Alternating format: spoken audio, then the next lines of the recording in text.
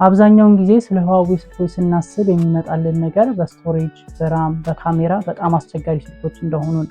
በተለይ ደግሞ ከ2019 የዩኤስ ባን በኋላ ከቻይና ውጪ ባሉ ሀገራት የኛንም ሀገር ጨምሮ የHuawei ፕሮዳክት ሽያጭ እጅጉን ቀንሷል። በዚህም የተነሳ Huawei ያበቃለት እንዴ ተብሎ እየተወራም ነበር። ነገር ግን ይህ ለHuawei ኢኖቬቲቭ ለሆኑ ስራዎቻቸው ማብቂያ አልነበር። ምክንያቱም በቅርቡ የዓለማችን የመጀመሪያ የሆነው ትራይፖድ ስልክ ለገበያ በማቅረብ አለሁ ብሏል። Huawei Mate X3።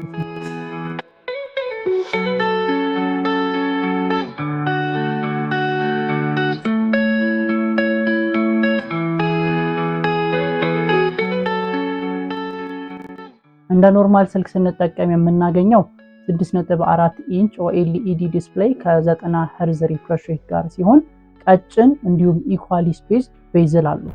ከዚህ በተጨማሪ አጠቃላይ የስልኩን ቲክነስ ስናይ 13 ሚሜ ሲሆን እያንዳንዱ ስላይስ ወይም ፎልድ 4 ሚሜ ቲክነስ አለው። ይህም የዓለማችን ቀጭኑ ስልክ እንዲሆን አስችሎታል። ከዚህ ቀጥሎ ለመጀመሪያ ጊዜ አንፎልድ ስናደርገው ወይም ደግሞ ሁለት ስክሪን ስንጠቀም የምናገኘው 7.9 ኢንች OLED ዲስፕሌይ ከ90 Hz ሪፍሬሽ ሬት ጋር ሲሆን ይህም ስክሪን ሳይዝ ከሌሎች ፎልዲንግ ስልኮች ጋር ተመሳሳይ ወይም ደግሞ እኩል። ከዚህ በተጨማሪ በሜን ካሜራው ሰልፊ መነሳት የምንፈልግ ከሆነ በሶስተኛው ስክሪን ራሳችንን እያየን ሰልፊ መነሳት እንችላለን። ከዚህ ቀጥሎ ሁሉንም ስክሪን አንፎልድ ስናደርግ ማለትም በሶስቱም ስክሪን ስንጠቀም 10.2 ኢንች ኮርነር ቱ ኮርነር OLED ዲስፕሌይ የምናገኝ ሲሆን 3184 በ2232 ሪዞሉሽን ከ90 Hz ሪፍሬሽ ሬት ጋር እናገኘዋለን። ከዚህ በተጨማሪ ይሄ ስልክ ባለ 3 ታጣፊ እንዲሆን ሁለት ሂንጆች ያሉት ሲሆን አንደኛው ሂንጅ ወደ ውስጥ እንዲታጠፍ ያደርገዋል፣ አንደኛው ሂንጅ ደግሞ ወደ ውጭ እንዲታጠፍ ያደርገዋል። ስለዚህ ከዚህ ወይ ውጪ ስልኩን ለማጠፍም ሆነ ለመዘርጋት ብንሞክር ስልኩ ዋርኒንግ ይሰጠናል። አይ ብለን ደግሞ ፐርሲስት የምናደርግ ከሆነ ምናልባት ስክሪናችን ሊፈስ ይችላል ማለት ነው። ከዚህ በኋላ ኦቨርኦል ቢልድ ኳሊቲውን ስናይ ስክሪኑም ፍሬሙም ጀርባውም ከፕላስቲክ የተሰራ ሲሆን ስክሪኑ ግን በጣታችን ጥፍር የመጫር ፕሮባቢሊቲ ያለው። ስለዚህ ኪሳችን ውስጥም ስናስቀምጥ ወይም ደግሞ ሌላ ቦታ ስናስቀምጥ ኤክስትራ ኬር ያስፈልገዋል ማለት ነው። ፐርፎርማንሱን ስናይ ኦፕሬቲንግ ሲስተም የቻይናውን ሃርመኒ OS የሚጠቀም ሲሆን ቺፕሴት ደግሞ Huawei የሚያመርተውን ሃይ ሲሊከን ኪሪን 910ን ይጠቀማል። ፕላስ 16GB ራም ያለው ሲሆን ስቶሬጅ ደግሞ በ256 512 ወይም ደግሞ በ1 ቴራባይት ኦፕሽን እናገኘዋለን።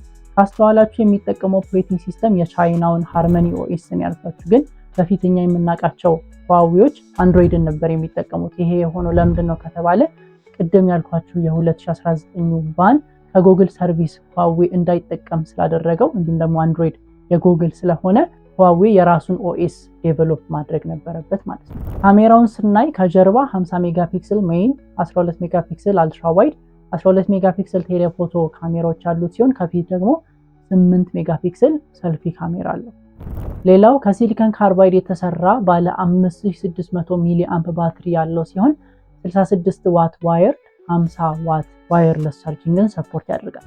ይሄ ስልክ ምንም ያክል የዓለማችን የመጀመሪያው ትራይፖድ ስልክ ቢሆንም የራሱ የሆኑ ድሮባኮች ወይም ደግሞ ኮንሰርኖች አሉ። የመጀመሪያው ከሌሎች ባለ 10.2 ኢንች ዲስፕሌይ ካላቸው ታብሌቶች አንጻር Huawei ፕሮቫይድ የሚያደርገው የባትሪ ካፓሲቲ ትንሽ ነው።